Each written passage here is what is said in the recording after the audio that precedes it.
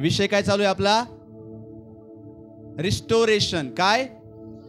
पुनर्बांधणी आणि पुनर्स्थापना. काय चालू आहे? पुनर्बांधणी आणि पुनर्स्थापना. आपण पाहिलं की प्रभू जो आहे तो पडलेल्या जीवनाला, विस्कळीत झालेल्या जीवनाला, किंवा जे जीवन लयास गेले, जे जीवन उद्ध्वस्त झाले, किंवा ज्या परिवारांना सैतानाने उद्ध्वस्त केले, त्या परिवारांना प्रभू पुन्हा एकदा उभारण्याचं काम करतो. प्रभू पुन्हा एकदा बांधण्याचं काम करतो. हे आपण गेल्या 2 आठवड्यापासून पाहत आहोत. बरोबर आहे? ठीक आहे. आज आपण यशाया 61 आणि याचं 7वं वचन मध्ये, तुमच्या अप्रतिष्ठेचा मोबदला तुम्हाला दुप्पट मिळेल. म्हणा, मी आज दुप्पट आशीर्वाद घेऊन जाते. पण कशाबद्दल माहितीये का? जी तुमची अप्रतिष्ठा झाली त्याच्याबद्दल. देव आशीर्वाद जे आहेत ना, ते टक्क्यानी नाही देत. म्हणजे 10%, 20%, 30% देव पूर्ण देतो. येशू म्हटला की पूर्ण झालंय. येशू काय म्हटला? पूर्ण झालंय. पण देवाचं वचन आम्ही व्यवस्थित समजून घेतलं पाहिजे.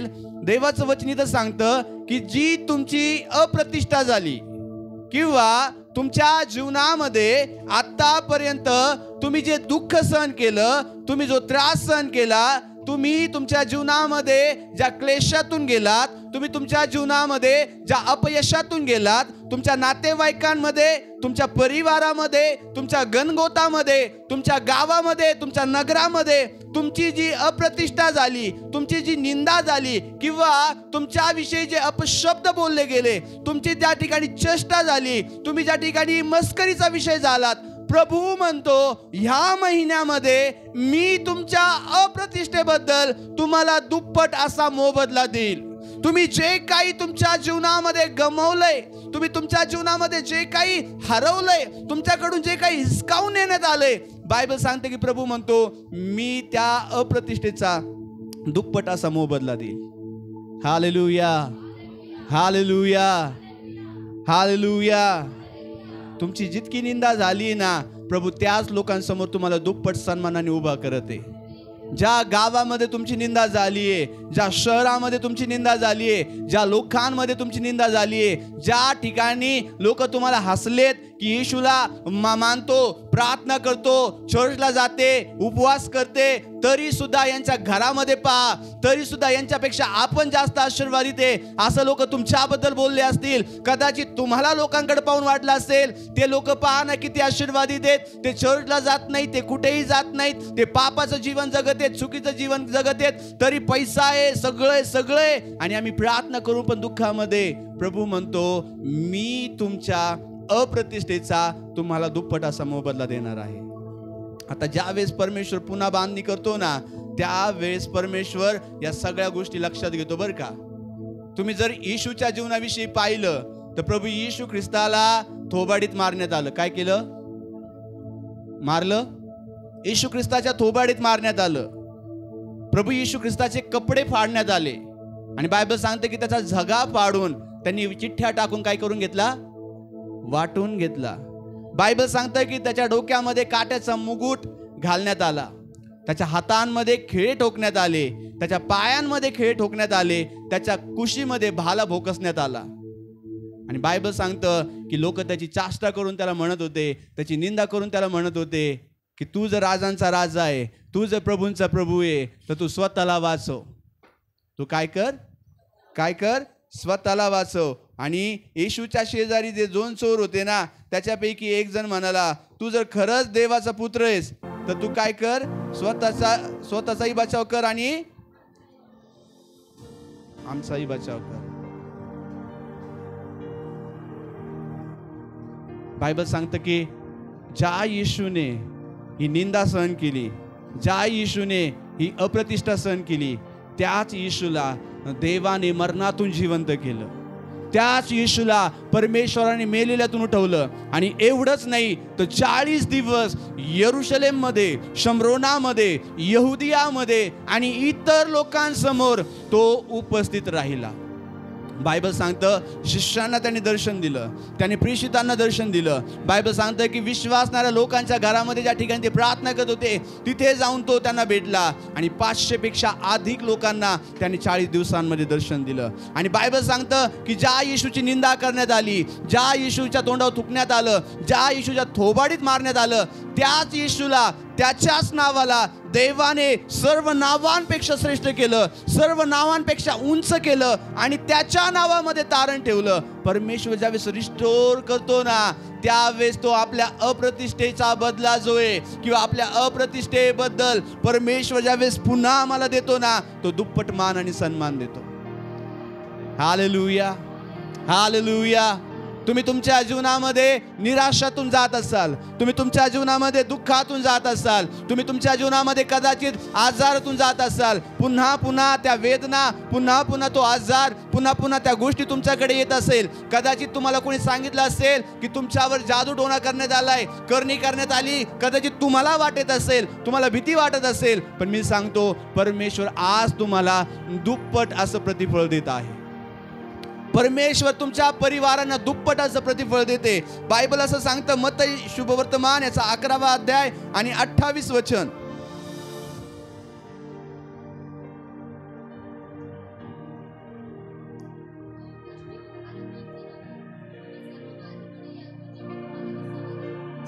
बायबल सांगतं की प्रभू येशू ख्रिस्त म्हणतो, अहो कष्टी आणि सर्व भाराक्रांत जन हो, तुम्ही सर्वजण माझ्याकडे या, म्हणजे मी तुम्हाला. Hallelujah, hallelujah. प्रभू येशू कष्टी आणि भाराक्रांत लोकांविषयी बोलते. प्रभू येशू त्या ठिकाणी थकलेल्या लोकांविषयी बोलते. आता थकलेले म्हणजे म्हातारे लोक नाहीत बरं का.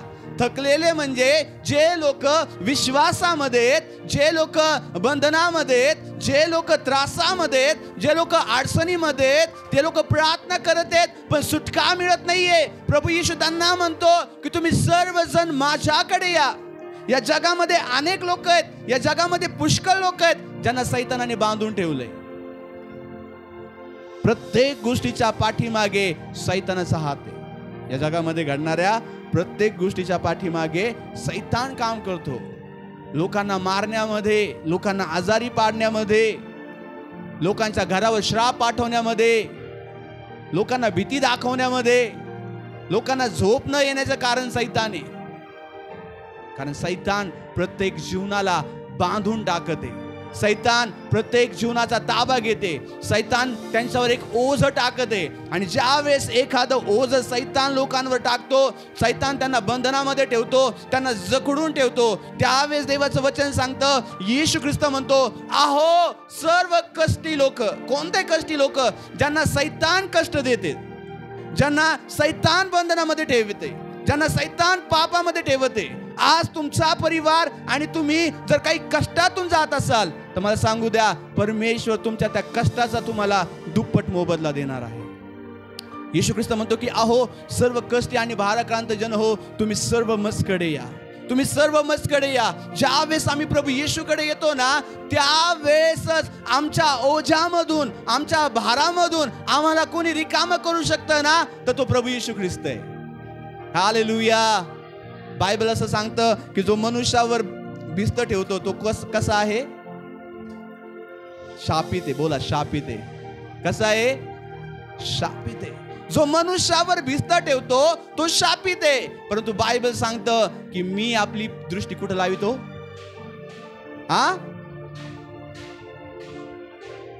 तो म्हणतो मी माझी दृष्टी पर्वताकडे लावली तर मला तिथून सहाय्य येईल का? नाही नाही नाही नाही नाही. तो तुम्ही माझी दृष्टी आकाश आणि पृथ्वीचा निर्माण करता जो परमेश्वर आहे त्याच्यापासून मला सहाय्य येते. हालेलुया. जर तुम्ही तुमच्या सुटकेसाठी, जर तुम्ही तुमच्या उद्धारासाठी, जर तुम्ही तुमच्या तारणासाठी प्रभू येशूकडे येता आणि प्रभू येशूकडून अपेक्षा करता, तुम्ही निराश जाणार नाहीत, तुम्ही हताश जाणार नाहीत, तुम्ही त्या ठिकाणी थकणार नाहीत, तुम्ही त्या ठिकाणी भागणार नाही. कदाचित वेळ लागेल, कदाचित तुम्हाला असं वाटत असेल की आता आणि लगेच व्हावं, परंतु बायबल असं सांगतं की परमेश्वर जो आहे तो पुन्हा तुमच्या जीवनाला आशीर्वादित करणारा देव आहे. Hallelujah, hallelujah. बायबल असं सांगतं, यशाया 60:1 वचन वाचू. परमेश्वर जुन्या करारामध्ये म्हणतो की मी तुमच्या सर्व अप्रतिष्ठेचा तुम्हाला दुप्पट मोबदला देईल. पण दुप्पट मोबदला कसा देईल? तर बायबल सांगतं की परमेश्वर म्हणतो की उठ आणि प्रकाशमान हो. काय हो? जर तुम्हाला अंधारातून बाहेर यायचंय ना, तर तुम्हाला प्रकाशाची गरज आहे. कशाची गरज आहे? कशाची गरज आहे? प्रकाशाची. तुम्ही अंधारात चालून तुम्ही दुप्पट मोबदला मिळवू शकत नाही. तुम्ही अंधारामध्ये चालून तुम्हाला दुप्पट मोबदला मिळणार नाही. तुम्हाला तुमचे आशीर्वाद प्राप्त होणार नाही. आशीर्वाद प्राप्त करून घेण्यासाठी आम्हाला प्रकाशाची गरज आहे. आणि बायबल सांगतं, प्रभू येशू म्हणतो मी जगाचा प्रकाश आहे. Hallelujah, hallelujah. ज्या ठिकाणी तुम्ही प्रभू येशूकडे येता त्या ठिकाणी तुमच्या जीवनातल्या अंधकाराच्या गोष्टींना जावं लागतं.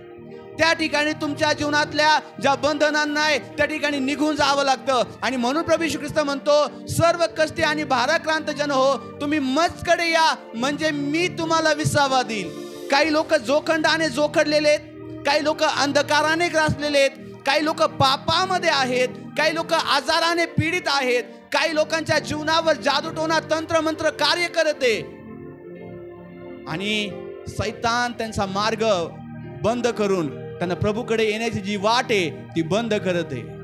परंतु प्रभू येशू ख्रिस्त आव्हान करते प्रत्येक व्यक्तीला जो बंधनामध्ये, प्रभू येशू ख्रिस्त आव्हान करते त्या प्रत्येक व्यक्तीला जो झगडते आपल्या जीवनातल्या पापांबरोबर, आपल्या जीवनातल्या समस्यांबरोबर आणि आपल्या जीवनातल्या त्रासाबरोबर, त्या प्रत्येक व्यक्तीला परमेश्वर म्हणतो तुम्ही माझ्याकडे या.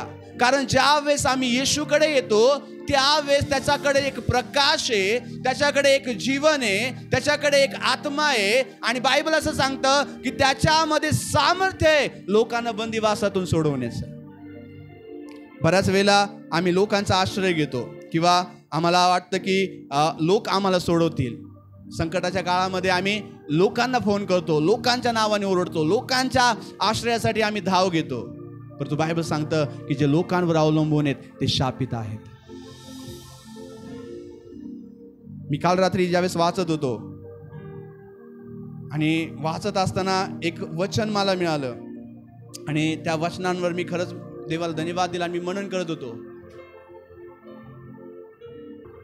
तुम्ही जरी म्हणत असाल ना तुम्ही अब्राहमाची संताने, अब्राहम तुमचा बाप आहे, अब्राहम विश्वासणाऱ्यांचा बाप आहे, अब्राहम सगळ्या विश्वासणाऱ्यांचा बाप आहे, पण मी तुम्हाला सांगतो अब्राहम पण तुम्हाला ओळखत नाही. अब्राहम पण तुम्हाला नाही ओळखत. अब्राहम तुम्हाला वाचायचं वचन वाचूया आपण. यशाया 63:16.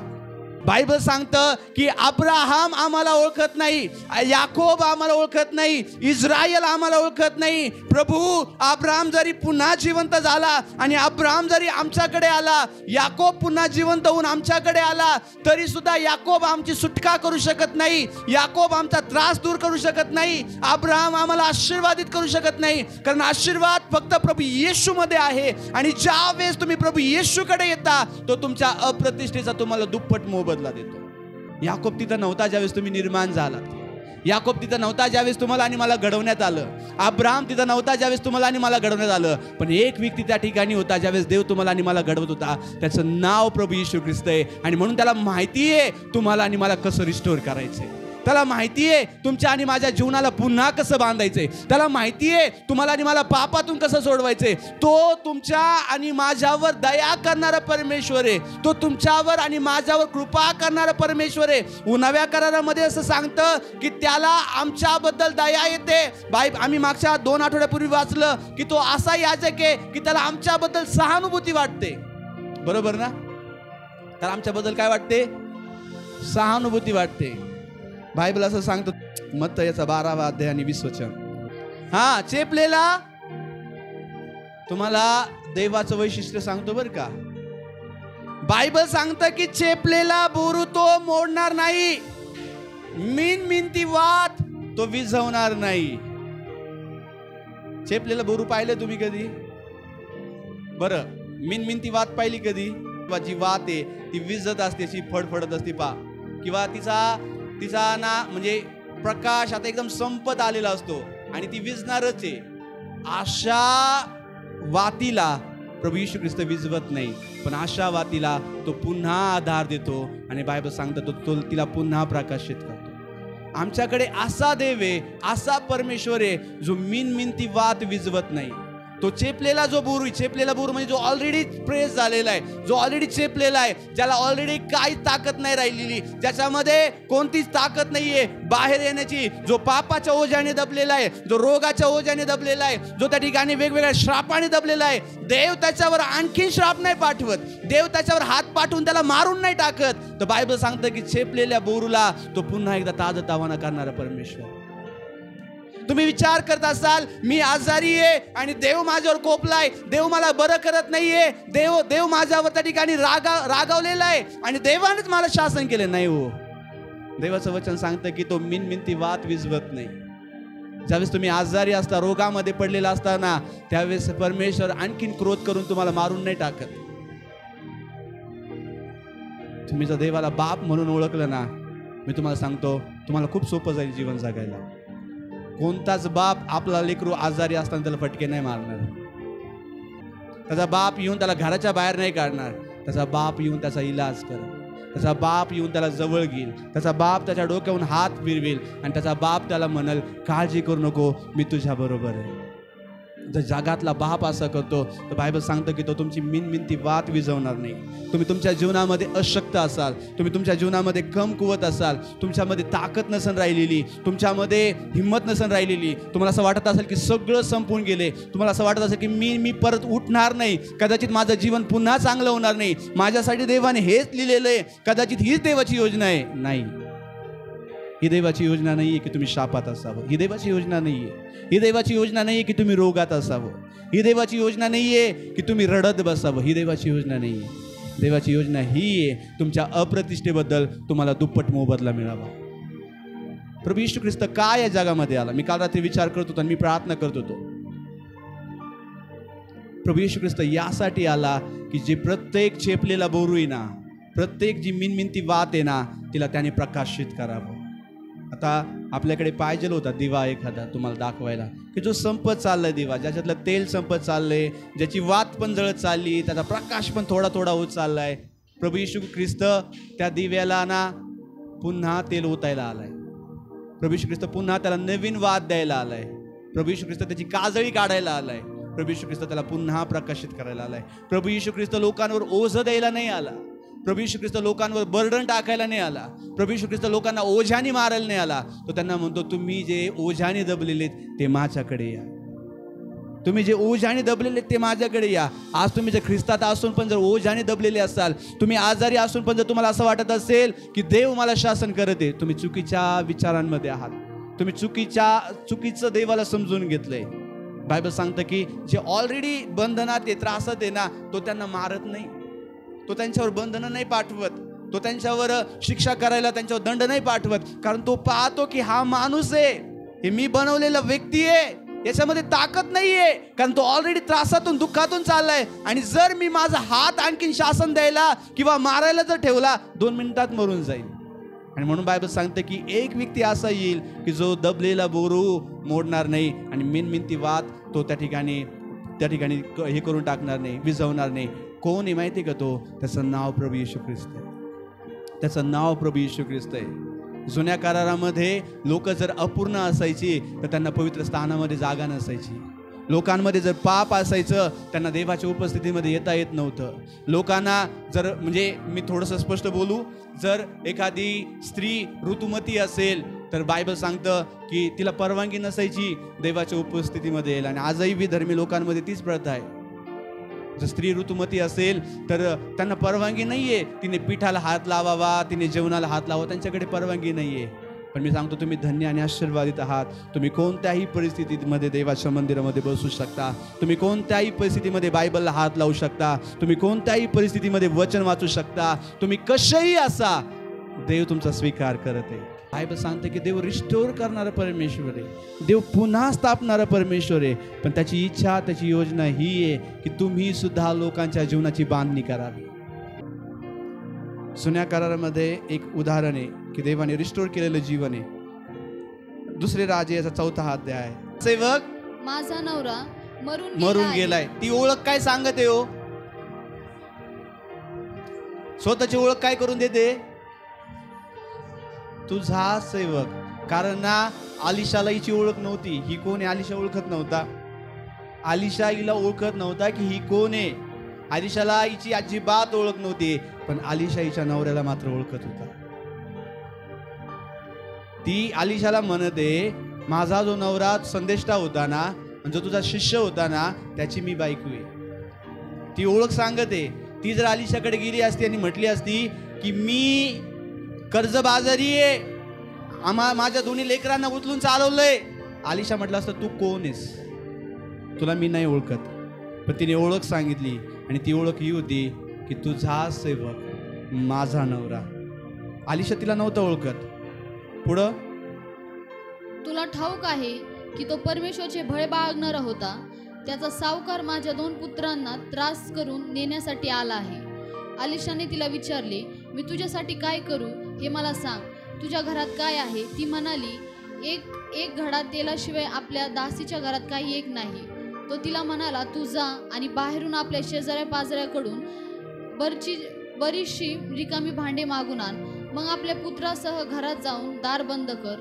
त्या सर्व भांडी तेलोत आणि भांडे भरेल ते बाजूला ठेव. ती त्याच्यापासून गेली आणि आपल्या पुत्रासह आपल्या घरात जाऊन तिने दार बंद केले. तिने जाऊन दार बंद केले. ते तिच्याकडे भांडी आणत ती भांडी ती भरत जाई. सर्व भांडी भरल्यावर ती आपल्या पुत्रांना म्हणाली, मला आणखी एक भांडे आणून द्या. त्यांनी म्हटले, आता एकही भांडे उरले नाही. लक्ष द्या. आता बायबल सांगतं की एका संदेष्टाची बायको आहे. कोणाची? संदेष्टाची बायको आहे. आणि तो संदेष्टा अलिशाचा शिष्य होता. कोणाचा? अलिशाचा शिष्य होता. संदेष्टा मरून गेला. पण त्या संदेष्टाने कर्ज घेतलेलं होतं. काय घेतलेलं होतं? असं होऊ शकतं की तुम्ही देवात असताना सुद्धा बंधनात असू शकता. जुन्या करारामध्ये, नवीन करारात ईश्वरा तुम्हाला बंधनमुक्त करायचं. तुम्ही नवीन करारात बंधनमुक्त राहू म्हणजे बंधनात राहू शकत नाही. तुम्ही जोखंडात राहू शकत नाही. कदाचित वेळ लागेल. किंवा किती लोकांना असं वाटतं की माझी प्रार्थना देवाचं हृदय बदलते. देवाचं हृदय बदलावायची गरज आहे का? देव तुमच्यावर रागवलेला आहे का हो? देव तुमच्यावर क्रोधित आहे का? देवाला तुम्हाला मारून टाकायचंय का? देवाला तुमचा नाश करायचा आहे का? नाही. मग तुम्ही प्रार्थना करता त्यावेळेस तुम्ही देवाच्या मनाला तयार करता, देवाच्या अंतःकरणाला बदलवण्याचा विचार करता की काय करता? तुम्ही ज्यावेळेस प्रार्थना करता त्यावेळेस तुम्हाला काय वाटतं की मी प्रार्थना करेल आणि मग देवाचं मन बदलल, देव बदलल आणि देव मला आशीर्वादित करेल. मग तुम्ही प्रार्थना करता त्यावेळेस तुम्ही काय अपेक्षा करता की मी प्रार्थना करते म्हणून देव मला आशीर्वादित करेल, आणि मी प्रार्थना करतो किंवा मी प्रार्थना करते देव बदलल, देव त्याचं अंतःकरण बदलल आणि देव मला या बंधनातून सोडवल, अशीच अपेक्षा करता ना? प्रार्थना देवाच्या मनाला नाही बदलवत. कारण देवाचं मन तुमच्या विषयी कधीच रागाने भरलेलं नाहीये. देवाचं मन तुमच्या विषयी कधीच शापाने भरलेलं नाहीये. देवाचा कधीच हा प्लॅन नाहीये की तुमचा नाश करावा, तुम्हाला मारून टाकावं किंवा तुम्हाला उद्ध्वस्त करावं. ही देवाची योजना कधीच नाहीये. देवाची योजना पहिल्यापासून तुम्हाला जीवन देण्याची आहे, बहुतायच जीवन देण्याची आहे, सार्वकालिक जीवन देण्याची आहे, सगळं सुख, सगळी समृद्धी, सगळी बरकत देण्याची आहे, तुम्हाला वयोवृद्धी देऊन आशीर्वादित करण्याची आहे. परंतु चोर येतो, तो घात आणि नाश करतो. पण ज्यावेळेस तुम्ही प्रार्थनेला बसताना त्यावेळेस तुम्हाला तुमच्या पापाची जाणीव होते. ज्यावेळेस तुम्ही प्रार्थनेला बसताना त्यावेळेस तुम्ही हळूहळू सैतानाच्या हातातून निघून देवाच्या हातामध्ये यायला लागता. ज्यावेळेस तुम्ही प्रार्थनेला बसताना तुमचा हळूहळू देवाबरोबर संबंध वाढायला जातो, आणि जसा देवाबरोबर संबंध वाढत जातो तसतसं तुमचा देवाच्या वचनावरचा विश्वास वाढत जातो. तुम्ही पूर्वी देवाच्या वचनावर विश्वास ठेवू शकत नाही, कारण पाप तुमच्यामध्ये, जिथं पाप आहे ना तिथं विश्वास नाहीये. बरोबर ना? जिथं पाप आहे तिथं विश्वास नाहीये, कारण जर विश्वास असला तर पाप असणार नाही. बरोबर ना? तर मग ज्यावेळेस तुम्ही विश्वास ठेवत नाही ना त्यावेळेस तुम्ही पापामध्ये असता.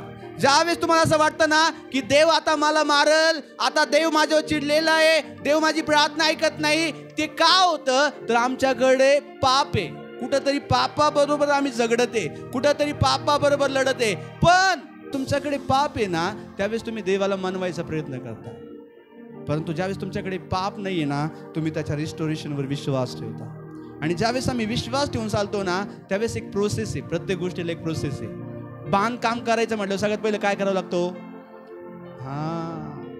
देव ज्यावेळेस तुम्हाला बांधतो ना, त्यावेळेस देव आता पहिल्यापासून तुमचा पाया मजबूत करतो. बरं का, देव काय करतो?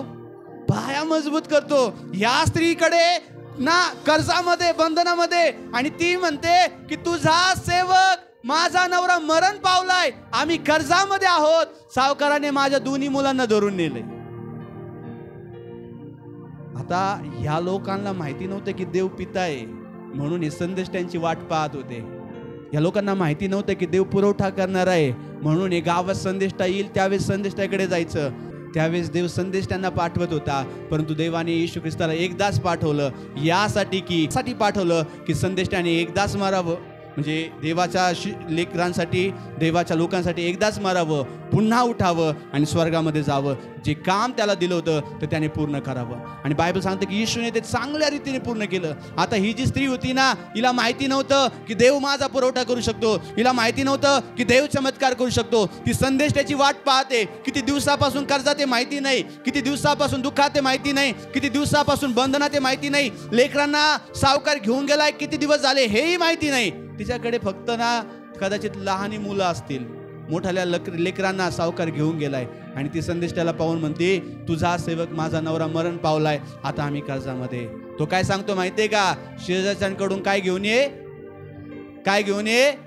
भांडी. आता ती त्या शेजारच्या लोकांकडे चालली, ज्या शेजारच्या लोकांनी पाहिलं की सावकाराने हिची लेकरं धरून नेली. ती त्या शेजारच्या लोकांकडे चालली, ज्या शेजारच्यांनी पाहिलं की हिचा नवरा संदेष्टा होता, हिचा नवरा आलिशा सोबत राहत होता, आलिशाने एवढे चिन्ह चमत्कार केले, हिचा नवरा आलिशा सोबत राहून सेवा करत होता. आज हिच्या घरावर पहा कशी वेळ आली आहे. हिचा नवरा तर मरून गेला आणि कर्जामध्ये यांना कर्ज करून गेला, आणि आता हिचे दोन्ही लेकर धरून नेलेत. हे काय करायला? तुम्हाला सांगतो की देव आहे ना, तुम्हाला त्या सगळ्या लोकांकडे पाठवल बरं का, ज्या लोकांकडे तुमची निंदा झालेली आहे. पूर्ण गावांमध्ये शेजारी पाजारी निंदा झालेली आहे की संदेश त्याची बायको आहे, यांच्यावर कर्ज आहे. कारण बाकीच्या लोकांकडे कर्ज नाहीये, बाकीच्या लोकांवर कर्ज नाहीये. संदेश त्यांची बायको आहे, हिच्यावर कर्ज आहे. हिचा नवरा पवित्र जीवन जगला, हिचा नवरा संदेशा बरोबर जगला, त्यांनी चिन्ह चमत्कार पाहिले, आलिशाला मदत केली, आलिशा सोबत विश्वासाचं जीवन जगला. पण आज काय परिस्थिती या कुटुंबाची? हे लोक कर्जामध्ये, हिचे दोन्ही मुलं कर्जदारांनी धरून नेलेत. आणि ज्या लोकांकडे निंदा झाली ना, त्या लोकांकडे जाऊन ती भांडे मागून आणते. भांडे घेऊन आली, सगळे भांडे घेऊन आली, मुलं सगळे भांडे घेऊन आले. पण आलिशाने सांगितलं की दरवाजा लावून घे. काय करून घे? काय करून घे? देव तुमचं रिस्टोरेशन करते, देव तुम्हाला दुप्पट मोबदला देते. पण या दिवसामध्ये तुमचे दरवाजे लावून घ्या, तुमच्या घराचे दरवाजे लावून घ्या. तुमच्या घराचे दरवाजे लावून घ्या म्हणजे काय? तुम्ही ज्यावेळेस दरवाजे लावून प्रार्थना कराल, तुम्ही ज्यावेळेस दरवाजे लावून देवाच्या वचनाला घेऊन बसाल, तुम्ही दरवाजा लावून ज्यावेळेस रडाल, ज्यावेळेस दरवाजा लावून तुम्ही वचनाची घोषणा कराल, ज्यावेळेस दरवाजा लावून तुम्ही म्हणाल की प्रभू मी तुझ्या रिस्टोरेशनला स्वीकारते, मी विश्वास ठेवते तू माझी बांधणी करते, मी विश्वास ठेवते तुम्हाला पुन्हा स्थापते, तू माझा पाया घालते. कारण ज्यावेळेस तू माझा पाया मजबूत करशील तेव्हा बाकीची इमारत मजबूतीने उभी राहील. देव तुमच्या संकटामधून ज्यावेळेस तुम्हाला घेऊन जातो ना, तो तुमच्या विश्वासाचा पाया मजबूत करत असतो. म्हणून कधी कधी संकटातून बाहेर यायला वेळ लागतो, म्हणून कधी कधी आजारपणातून बाहेर यायला वेळ लागतो, कारण देव तुमच्या पायाला बांधत असतो. ज्या घराचा पाया मजबूत आहे ना, ते घर पुन्हा येणाऱ्या वादळांनी पडत नाही. असं नाही की वादळ पुन्हा येणार नाही. तुम्ही ज्यावेळेस घर बांधता त्यावेळेस पुन्हा वादळ येत नाही का हो? घर बांधल्यानंतर तुम्ही निवांत राहता का? नाही, वादळ येतं, वारा येतो. देवाला तुमचा पाया मजबूत करू द्या, परमेश्वराला तुमचा पाया मजबूत करू द्या. पण तुमचा पाया मजबूत करत असताना मी सांगतो ना, विश्वासाने त्याच्याबरोबर दुःख सहन करत प्रार्थना करत राहा. Hallelujah, hallelujah. आज देव तुम्हाला रिस्टोर करत आहे. आज देव तुम्हाला रिस्टोर करते. तुमच्या अप्रतिष्ठेचा दुप्पट मोबदला मिळवते. ही बाई गेली आणि सगळ्या लोकांकडून तिचे मुलं जे ते भांडे मागून आणते. ही बाई गेली, हिने दरवाजा लावला, एक भांड ठेवलं आणि बायबल सांगते की तिच्याकडे जे भांड होतं ना, भांडकडे एक कुप्पी भर तेल होतं. किती? कुप्पी भर. आता याच्यामध्ये काय आहे तुम्हाला दिसतंय का हो? दिसतंय का? नाही. का माहिती का? सगळं तळालंय. कुठे? तळालंय. आता हे जर भरलेलं असतं तर तुम्हाला, तिच्याकडे एवढंच होतं, लोकांना दिसत नव्हतं आणि तिच्याकडे पुरण एवढं नव्हतं. परंतु बायबल सांगतं की तो म्हटला जा लोकांकडून भांडे आण. तिने लोकांकडून भांडे आणले आणि तिने ते तेल विश्वासाने जेवढं होतं ना, कदाचित बोटाने पुसता येईल एवढं तेल होतं. भांड्याला लागलेलं तेल जे आहे ना, ते बोटाने पुसता येईल एवढं तेल होतं. पण ती ते तेल ओतायला लागली आणि जशी ती ओतायला लागली, ते भांड्याला चिटकलेलं जे तेल होतं ना, ते तेल वाहायला लागलं. तेल वाहायला लागले. ती ओतते आणि आता पूर्ण भांडं भरत चालले आणि ती ओतते, बाकीचे भांडे भरायला लागलेत. मुलाला ती म्हणते जा जा जा पटपट पटपट भांडे आण. अख्खं घर भांड्यांनी भरून गेलं. पूर्ण घरामध्ये तेलाने भरलेली भांडे, पूर्ण घरामध्ये तेलाने भरलेली भांडे. ती मुलाला म्हणली जा आणि अजून भांडे आण. मुलगा म्हटला आई आता कोणत्या शेजाऱ्याकडे भांडे नाही राहिले. ज्या सगळ्या शेजाऱ्यांसमोर निंदा चालू होती ना, त्या सगळ्या शेजाऱ्यांकडून भांडे आणले, तेलाने भरले. फक्त तेलानेच भरले नाही तर तिने जाऊन ते विकलं. ते तेल ज्या लोकांनी पाहिलं होतं ना की सावकारांनी हिच्या दोन्ही मुलांना धरून नेलंय, त्याच लोकांनी तिच्याकडून आता तेल घेतलंय. दोन्ही मुलं पण आली. देव तुम्हाला अशा प्रकारे रिस्टोर करते की तुम्ही जर तुमचा दरवाजा लावला ना या दिवसामध्ये, मी सांगतो तुमचं रिस्टोरेशन देव असं करते. या दिवसामध्ये तुमच्या घराचा दरवाजा मोकळ्या वेळेमध्ये बंद असू द्या, तुम्ही आणि तुमचा देव बोलत असू द्या, पण देवाचं मन फिरवण्याचा प्रयत्न करू नका, कारण ऑलरेडी देव तयार आहे तुम्हाला आशीर्वादित करायला. ज्यावेळेस तुम्ही बदलले जाताना त्यावेळेस तुमचा विश्वास वाढत चालतो. हळूहळू पाप निघून जायला लागलं, गर्व निघून जायला लागला, अहंकार निघून जायला लागला. पहिलं जुनं जीवन होतं ते निघून जायला लागलं ना, कारण लोकांना हे कळू दे येशू ख्रिस्त आहे ना आमचं जीवन बदलणारा परमेश्वर. Hallelujah hallelujah. मी सांगतो तुमच्या नातेवाईकांमध्ये देव तुम्हाला आशीर्वादित म्हणून उभं करते. तुमच्या गणगोतामध्ये देव तुम्हाला आशीर्वादित असं उभं करते. तुमच्या जीवनाची कथा देव पलटून टाकते. तुमच्या जीवनाची व्यथा देव पलटून टाकते. देव तुमचे दिवस बदलून टाकते. देवाची इच्छा ही आहे की जसं या विधवा स्त्रीला त्याने रिस्टोर केलं ना, तसं तुम्हाला रिस्टोर करावं.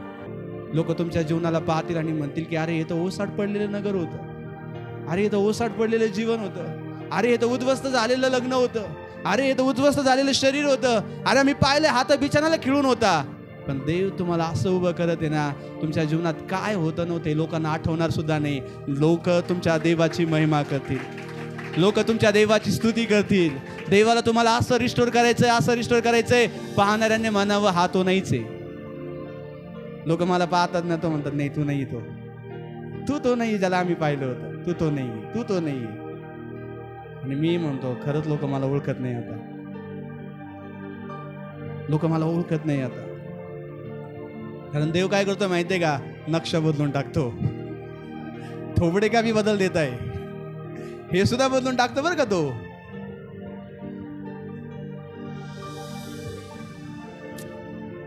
मी देवाचा अभिषेक इथं अनुभवते आणि असा अभिषेक अनुभवते. जक्कयाच्या घरी प्रभू येशू ख्रिस्त आला, एवढं सांगून मी संपवतो. जक्कयाच्या घरी प्रभू येशू ख्रिस्त आला. ज्या जक्कयाला लोक चोर म्हणत होते, ज्या जक्कयाला लोक लुटारू म्हणत होते, ज्या जक्कयाला लोक पापी म्हणत होते ना, काय कमी होतं याच्याकडे? पुष्कळ पैसा होता. पण ज्यावेळेस येशू आला ना, रिस्टोरेशन व्हायला लागलं, पुनर्बांधणी व्हायला लागली, पुनर्स्थापना व्हायला लागली. जक्कय उभा राहिला. पण तुम्ही ज्यांचं पण घेतलंय ना त्यांना 4 पट परत देते. ज्यांचं लोबाडून घेतलंय त्यांना. ज्यावेळेस येशू येतो ना जीवनामध्ये, लोक म्हणतात की पैसे घेऊन तारण झालं, पैसे घेऊन तारण झालं. इथं जक्कयाने पैसे दिले लोकाला. तारण झाल्यावर जक्कयाने काय केलं? तुम्ही पण दशमांश देता ना, तुम्ही पण काय करता? दशमांश देता ना दशमांश. पैसे घेऊन तारण झालेले लोक नाहीत आम्ही.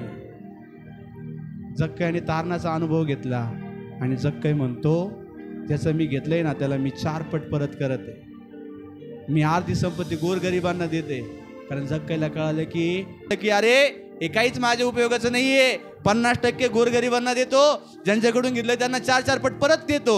येशू जीवन बदलणार आहे. येशू जीवन बदलणार आहे. आज तो तुमच्या परिवाराची परिस्थिती बदलत आहे.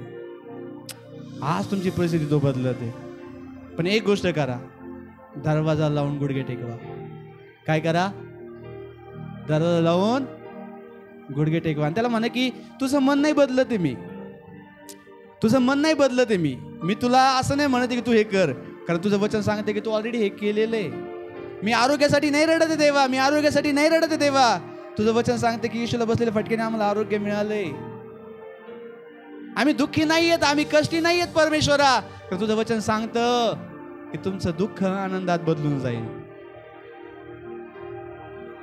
हे लोकांना कळतंय. देव तुमच्या जीवनामध्ये अद्भुत काम करत आहे.